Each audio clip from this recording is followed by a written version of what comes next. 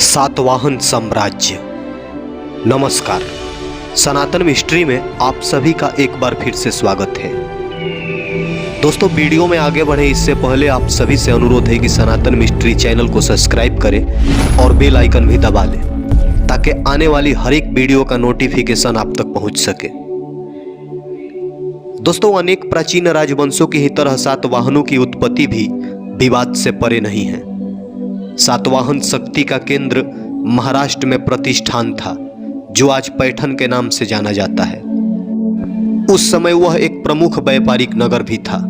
यह माना जाता है कि सातवाहनों का उद्गम स्थल आंध्र प्रदेश था, परंतु बाद में वे गोदावरी नदी के तट के साथ साथ बढ़ते हुए पश्चिम में केंद्रित हो गए।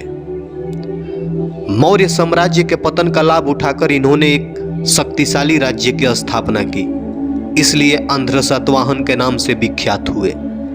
कुछ विद्वान यह भी मानते हैं कि सातवाहन आरंभ में दक्षिण पश्चिम में निवास करते थे, परंतु जब उन्होंने अपना प्रभाव पूर्वी तट पर बढ़ा लिया तब वे आंध्र कहे जाने लगे। सातवाहन शासक को दक्षिणाधिपति, त्रिसमुद्राधिपति भी कहते हैं। पुराणों में इन्हें आंध्र भृत्य कहा गया है। नानाघाट और नासिक से प्राप्त अभिलेखों में सातवाहन कुल के राजाओं की जो सूची मिलती है, उसमें और पुराणों में वर्णित आंध्र जाति के राजाओं की सूची में बहुत कुछ समानता है। इसी आधार पर सातवाहनों को आंध्र भृत्य भी कहा जाता है। आरजी भंडारकर के अनुसार पुराणों में उल्लिखित आंध्र भृत्य वंश या उत्कीर्ण लेखों का सातवाहन वंश एक ही है। उनके अनुसार आंध्र सातवाहनों ने सिमुक के नेतृत्व में कण्वों का नाश किया। इनकी राजधानी धान्य कटक या धरणी कोट थी। दोस्तों, सातवाहनों की मूल उत्पत्ति के साथ साथ उनकी जाति का भी प्रश्न विवाद में है। कुछ विद्वान उन्हें क्षत्रिय तो अधिकांश ब्राह्मण मानते हैं। नासिक अभिलेख में गौतमी पुत्र सातकर्णी को क्षत्रियों के झूठे मान और गौरव का दमन करने वाला कहा गया है। इससे सातवाहनों के क्षत्रिय होने की बात निराधार प्रतीत होती है। वहीं गौतमी पुत्र को एक ब्रह्मस अर्थात अद्वितीय ब्राह्मण कहा गया है। मत्स्य पुराण के अनुसार इस वंश के 30 राजाओं ने लगभग 450 वर्षों तक शासन किया, परंतु वायु पुराण का कहना है कि उन 30 शासकों में से सिर्फ 19 ने ही 300 वर्षों तक राज्य किया। अनेक विद्वान मानते हैं कि अशोक के मृत्यु के बाद ही सातवाहन दक्षिण की राजनीति में सक्रिय हो उठे और उन्होंने एक शक्तिशाली राज्य की स्थापना की।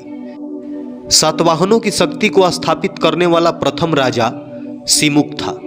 उसकी तिथि 60 से 37 ईसा पूर्व मानी जाती है। पुराणों के अनुसार उसी ने अंतिम रूप से शुंग और कण्व सत्ता को समाप्त किया, परंतु इस बात के तो प्रमाण उपलब्ध नहीं है कि सिमुक ने मगध पर आक्रमण किया, जहां कण्व सुशर्मन राज्य कर रहा था। उसने संभवतः विदिशा के क्षेत्रों को हस्तगत किया। धर्म में उसकी गहरी अभिरुचि थी। उसने अनेक जैन एवं बौद्ध मंदिरों एवं चैत्यों का निर्माण करवाया, परंतु अपने शासन के दौरान वह एक दुष्ट और अत्याचारी राजा बन गया, अतः उसकी हत्या कर दी गई। सिमुक के बाद उसका भाई कृष्ण राजा बना। उसने 18 वर्षों तक राज्य किया, परंतु उसकी ज्ञात तिथि सिर्फ 10 वर्षों के शासन 37 से 27 ईसा पूर्व का प्रमाण देती है। उसने नासिक तक सातवाहन शक्ति का विस्तार किया। नासिक शिलालेख में भी इसका नाम मिलता है। इसी के राज्यकाल में राज्य के किसी उच्च पदाधिकारी ने नासिक की एक गुफा खुदवाई थी। सातवाहनों का अगला राजा सातकर्णी प्रथम 27 से 17 ईसा पूर्व था। सिमुक का पुत्र था। 10 वर्षों की अवधि में ही उसने सातवाहनों की प्रतिष्ठा में 4 चांद लगा दिया। वह दक्षिणा पंथ का सबसे शक्तिशाली राजा बन बैठा। अपनी स्थिति सुदृढ़ करने के लिए उसने अभीय या अमीय वंश की राजकुमारी नागनिका से विवाह कर लिया। उसकी रानी नागनिका के अभिलेख से सातकर्णी के कार्यों पर पूरा प्रकाश पड़ता है। इस अभिलेख के अनुसार सातकर्णी ने पश्चिम मालवा, अनूप प्रदेश, नर्मदा घाटी और विदर्भ पर अपना आधिपत्य जमा लिया। उसके साम्राज्य में ऊपरी दक्खन, मध्य एवं पश्चिमी भारत के कुछ भाग, उत्तरी कोंकण और काठियावाड़ शामिल थे। उसने कलिंग के शासक खारवेल से भी युद्ध किया। इस प्रकार गोदावरी की घाटी में सातवाहनों का पहला राज्य स्थापित हुआ और गंगा की घाटी के शुंग साम्राज्य तथा पंजाब की पंचनद भूमि के अधिष्ठाता यवनों के समकक्ष शक्तिशाली माने जाने लगा। सातकर्णी के इस पराक्रम की प्रशंसा नयनिका के अभिलेखों में की गई है। उसे सूरवीर, दक्षिणापथपति तथा अप्रतिहत चक्र कहा गया है। सातकर्णी ने ब्राह्मण धर्म के गौरव को भी बढ़ाया। उसने 2 अश्वमेघ तथा राजसूय यज्ञ करवाया। उसके समय में साम्राज्य को श्री संपन्नता भी बढ़ गई। सातकर्णी प्रथम ने जिस पराक्रम से सातवाहनों की शक्ति एवं प्रतिष्ठा में वृद्धि की थी, वह उसकी मृत्यु के साथ कमजोर पड़ गई।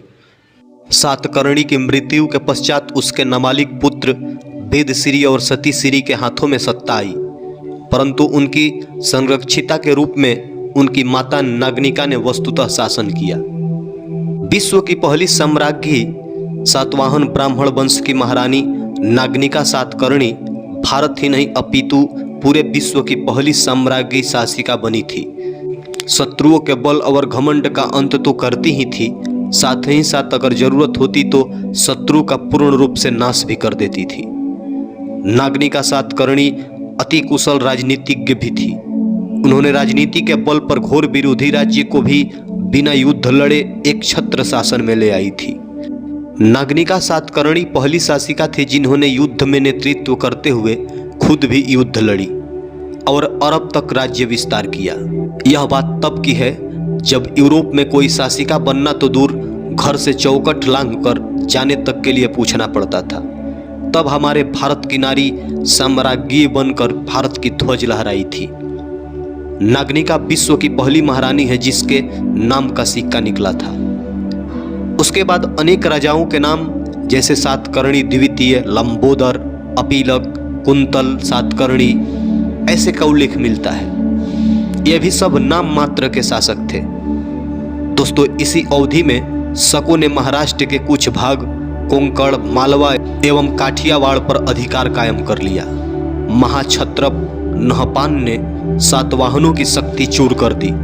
सातवाहनों का 17वां राजा हल हुआ, जो एक विद्वान और कवि के रूप में विख्यात है।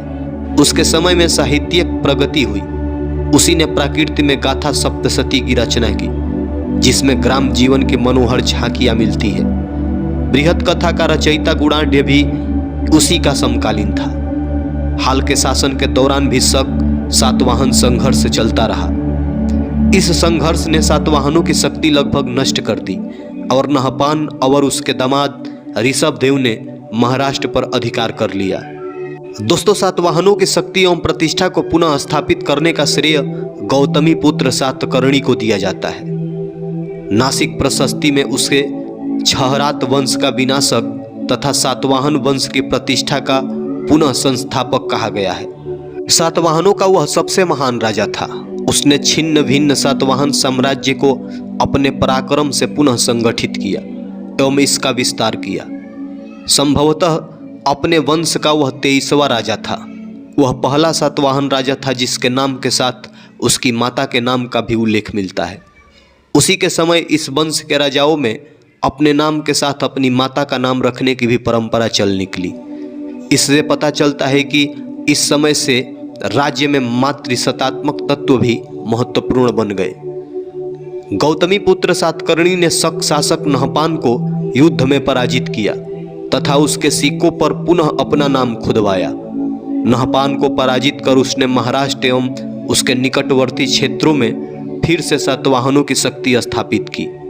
पूना के निकट ममाल से प्राप्त एक सरकारी आदेश पत्र जो अमात्य के नाम जारी किया था, उससे भी महाराष्ट्र पर सातवाहनों के अधिकार की पुष्टि होती है। एक महान विजेता, योद्धा एवं साम्राज्य निर्माता के अतिरिक्त गौतमी पुत्र में अन्य गुण भी विद्यमान थे। वह सुंदर एवं रूपवान व्यक्ति था। वह अपनी प्रजा की भलाई एवं उनके हितों की सुरक्षा के लिए सदैव प्रयत्नशील रहता था। इतना ही नहीं, वह योग्य व्यक्तियों की पहचान करता था एवं उन्हें आश्रय भी देता था। प्रजा से दयापूर्ण व्यवहार किया जाता था। अपराधियों से भी मानवतापूर्ण व्यवहार किया जाता था। उसके प्रशासन का मुख्य उद्देश्य जनता को राहत पहुंचाना था, इसलिए न्याय व्यवस्था पर समुचित बल दिया गया। जनता पर मनमाने कर का बोझ यहाँ नहीं डाला गया। वह एक महान समाज सुधारक भी राजा था। उसने क्षत्रियों के झूठे अभिमान तथा गर्व को चूर कर ब्राह्मणों तथा द्विजवर, कुटुंब, विविधन, सामाजिक दृष्टि से तीनों परिवारों की स्थिति को ऊंचा किया तथा चतुर्वर्णों में पाई जाने वाली कुरीतियों को भी दूर किया। उसके समय में धर्म का पुनरुत्थान हुआ। उसने शासन के 18वें वर्ष में नासिक के पास पांडलेन में एक गुफा गृह बनवाकर उसका दान भी किया। अपने शासन के 24वें वर्ष में उसने कुछ साधुओं को भूमि भी दान में दी। गौतमी पुत्र सातकर्णी के पश्चात उसका पुत्र वशिष्ठी पुत्र पुलमाई सातवाहनों का राजा बना। वह एक योग्य पिता का योग्य पुत्र था। उसने विरासत में प्राप्त साम्राज्य की न सिर्फ रक्षा की बल्कि उसका विस्तार भी किया। क्षेत्र में सातवाहनों की शक्ति का प्रसार इसी समय हुआ। कंढेरी अभिलेख से ज्ञात होता है कि उसने शकों के साथ मैत्रीपूर्ण संबंध बनाए रखने के लिए शुक्र महाक्षत्रप रुद्रदामन प्रथम की पुत्री से विवाह भी किया, परंतु इसके बावजूद दोनों वंशों का संबंध सौहार्दपूर्ण कभी नहीं रहा। पुलमावी को रुद्रदामन के हाथों 2 बार पराजित होना पड़ा। तथापि वशिष्ठी पुत्र पुलमाई ने सातवाहनों की शक्ति और प्रतिष्ठा को बनाए रखा। उसने भी महाराज तथा दक्षिणापथेश्वर की उपाधियां धारण की। उसने सामुद्रिक व्यापार को भी बढ़ावा दिया तथा अमरावती के सूप का विस्तार किया। पुलमाई के उत्तराधिकारी शिव श्री पुलोमा तथा शिव स्कंद सातकर्णी ने करीब 10 वर्षों तक राज्य किया, परंतु वे महत्वहीन शासक थे। उनके समय की कोई महत्वपूर्ण घटना ज्ञात नहीं है। लगभग 165 ईस्वी में पक्ष श्री सातकर्णी सत्ता में आया। उसे सातवाहनों का अंतिम महान शासक माना जाता है।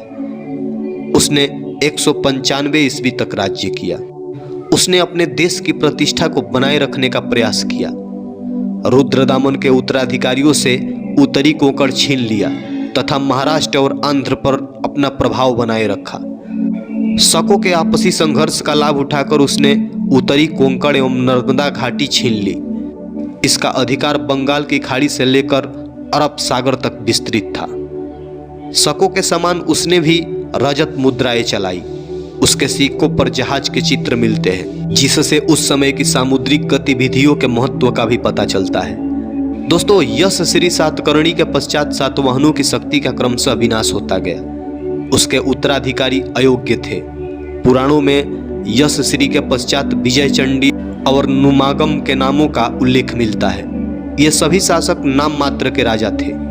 सातवाहनों की आपसी फूट का लाभ उठाकर अनेक नई शक्तियों का उदय हुआ, जिन्होंने सातवाहन साम्राज्य के विशाल भागों पर अधिकार कर लिया। दक्षिण पूर्व में पल्लवों और मध्य प्रदेश में वाकांटकों ने अपनी शक्ति बढ़ा ली और 3री शताब्दी में आभीरों के उदय ने सातवाहनों की शक्ति को आघात पहुंचाया। आभीरों के राजा ईश्वर सेन ने सातवाहनों से उत्तरी पश्चिमी महाराष्ट्र छीन लिया। शक सातवाहन संघर्ष से भी सातवाहनों की शक्ति को धक्का लगा। परिणाम स्वरूप सातवाहनों का राज्य वरार, पूर्वी दक्षिण तथा कन्नड़ प्रदेश तक ही सीमित रह गया। बाद में इक्ष्वाकुओं और पल्लवों ने उनके राज्य का विनाश अंतिम तौर पर कर डाला। 3री शताब्दी के मध्य तक सातवाहनों की राजनीतिक शक्ति समाप्त हो चुकी थी।